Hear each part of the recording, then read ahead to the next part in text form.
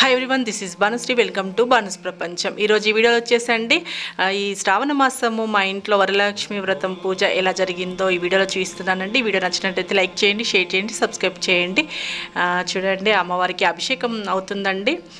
నేను పసుపు కుంకుమ వాటర్తో మరియు గంధం వాటర్తో పన్నీర్ వాటర్తో ఇలా ఫస్ట్ అభిషేకం చేశాక పంచామృతాలతో కూడా అభిషేకం చేస్తానండి. తర్వాత ఫ్రూట్స్తో అండి, బనానా ఇలా ఫ్రూట్స్తో కూడా నేను అభిషేకం చేసి అమ్మవారికి తర్వాత అలంకరణ చేసి శ్రీ సూక్తం చదువుకుంటూ నేను అభిషేకం చేస్తూ ఉంటానండి అమ్మవారికి.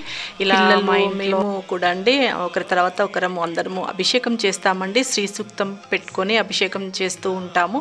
అభిషేకము అంతా అయిపోయిన తర్వాత అండి మనకి పూజ విధానం ఉంటుంది కదండి యూట్యూబ్లో.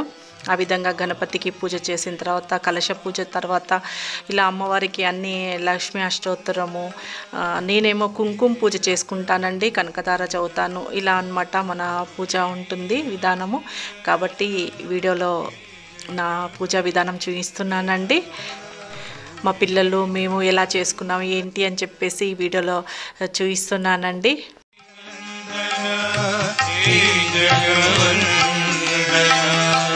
సిద్ధి వినాయక పాహి గజానన, సిద్ధి వినాయక పాహి గజానన, పాశాంకుశధర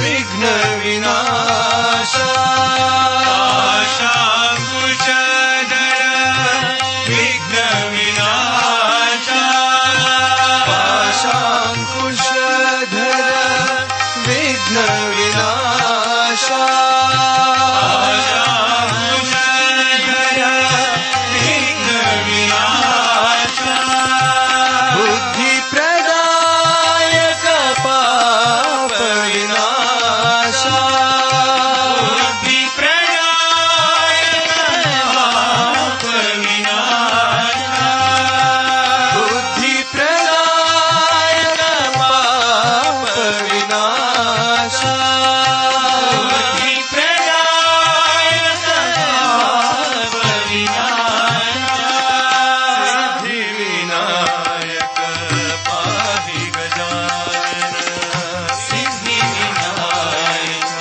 పాహి గజానన, గౌరీ నందన హే జగవందన, గౌరీ నందన హే జగవందన, సిద్ధి వినాయక పాహి గజానన, సిద్ధి వినాయక పాహి గజానన, పాశాంకుశధర విఘ్న వినాశ.